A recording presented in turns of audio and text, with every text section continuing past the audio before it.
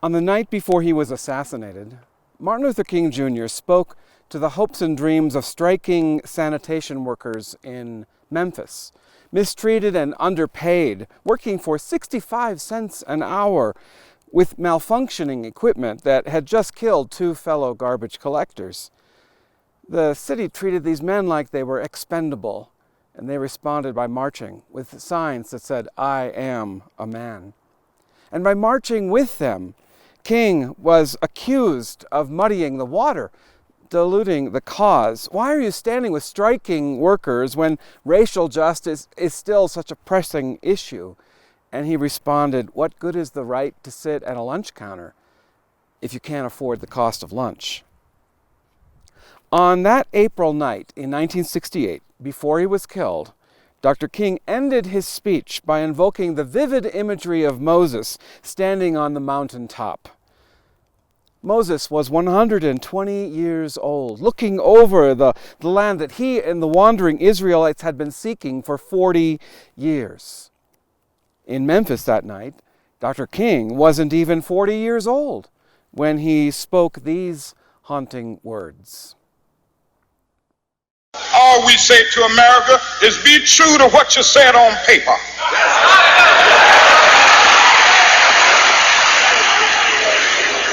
If I lived in China or even Russia or any totalitarian country, maybe I could understand some of these illegal injunctions.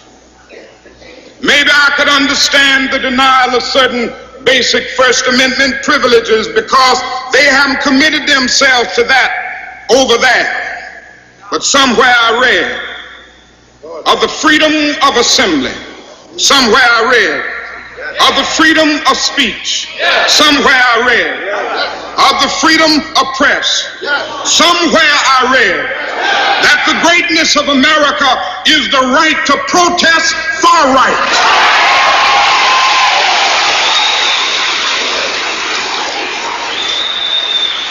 And so just as I say we aren't going to let any dogs or water hoses turn us around, we aren't going to let any injunction turn us around.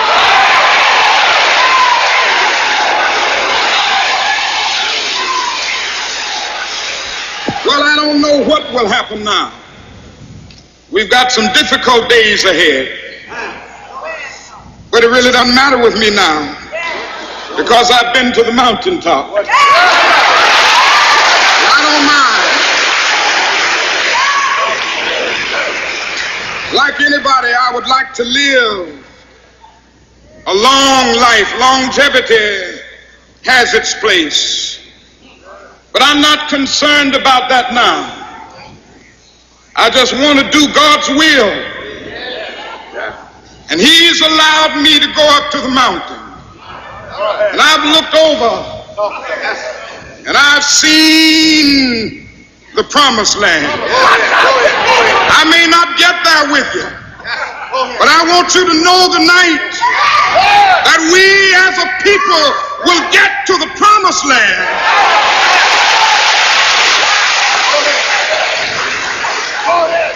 So I'm happy tonight. I'm not worried about anything. I'm not fearing any man. Mine eyes have seen the glory of the coming of the Lord. I've seen the promised land. I may not get there with you, but I want you to know tonight that we as a people will get there. It is, of course, eerie knowing that Dr. King said those words on the eve of his murder. And so fundamentally unfair. Unfair that Dr. King wouldn't live to see more progress toward his dream. Or maybe he wouldn't have wanted to see how much has not changed. In some ways, the issue he addressed that night, economic inequality and the racial wealth gap, is even worse. And I could cite all kinds of statistics, but one line stuck out to me from 2014, and that is the average employee needs to work more than 1 month to earn what the average CEO makes in 1 hour. Legend has it that Jeff Bezos makes $150,000 a minute. And whether that's true or not, we have certainly heard billionaires complain that unemployment benefits for minimum wage workers are too generous. Most people only know the last 2 minutes of the mountaintop speech, as it's known. Lost in the eloquence of its ending, King's speech was about economic justice, personified in striking workers, part of the lead-up to the Poor People's Campaign a month later, a broad coalition across races, a movement that faltered without him. Why couldn't he have lived to keep leading the people, pursuing the dream? And the same with Moses. Why was Moses, of all people, not allowed to enter the Promised Land? And this has been argued for millennia and debated by scholars for centuries, because he deserved that and much more. I mean, he deserved a gold watch and a parade and a cake for his retirement party, as from being a chauffeur for rebellious and complaining people for 40 years.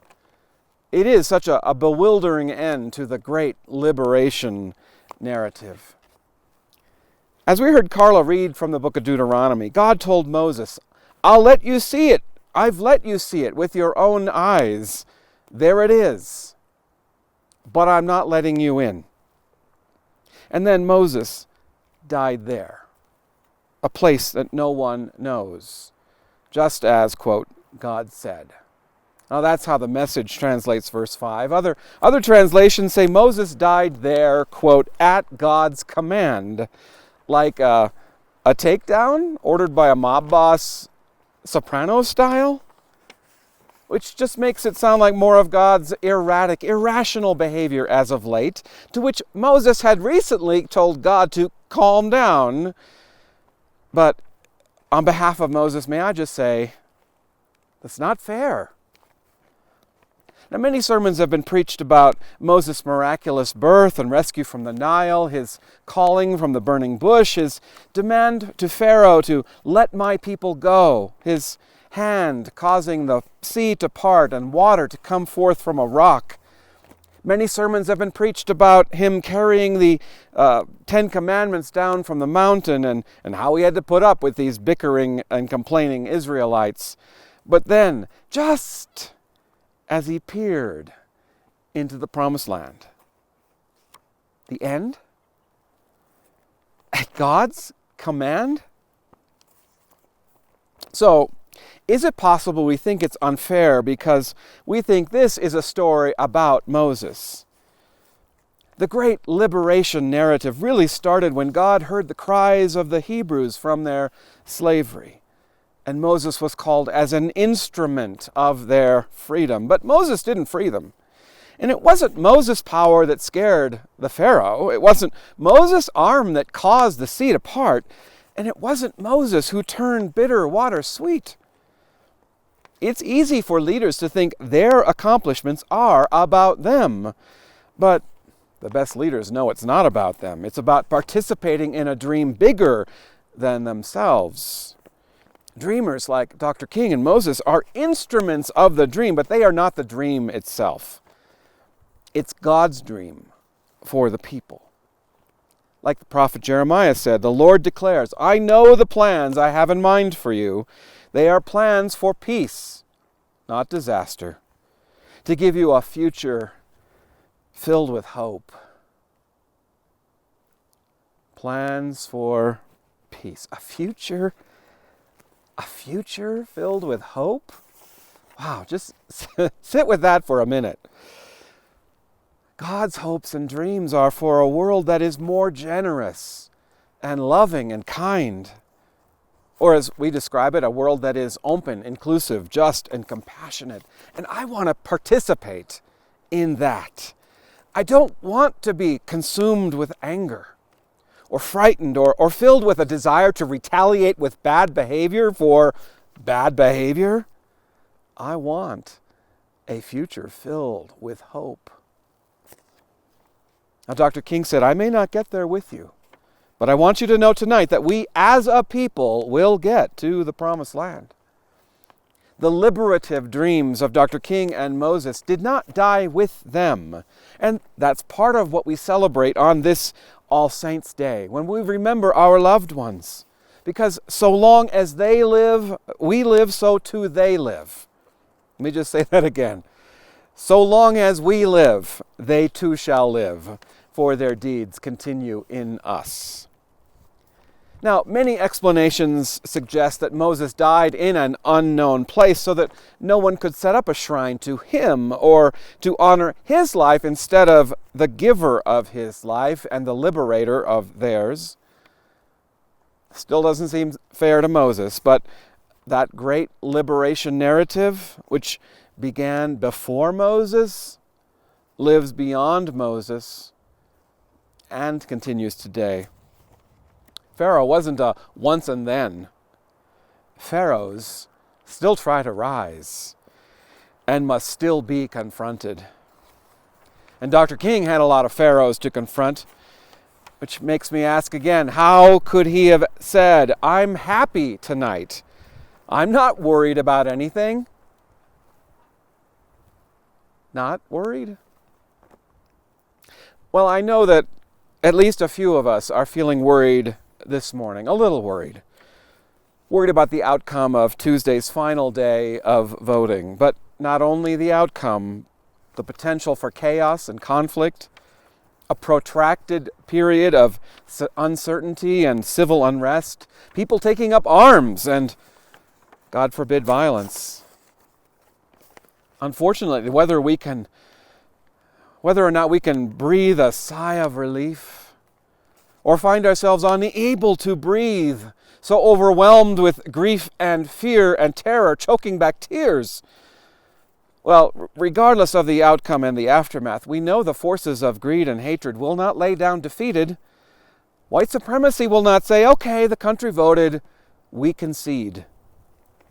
No matter who wins, we must be equally determined instruments of liberation, participants in the great liberation narrative. We must be equally determined instruments for a future filled with hope, whether we celebrate the results or despair because of them. We must be equally determined instruments of light, no matter how dark the days will get, whether it's the next few days or weeks or years to come.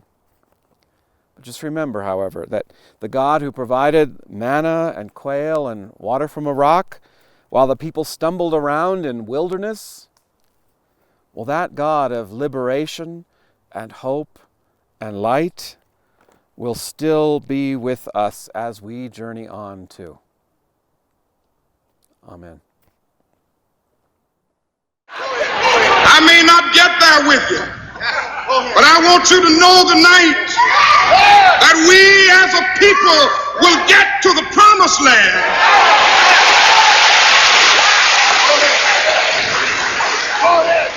So I'm happy tonight. I'm not worried about anything. I'm not fearing any man. Mine eyes have seen the glory of the coming of the Lord.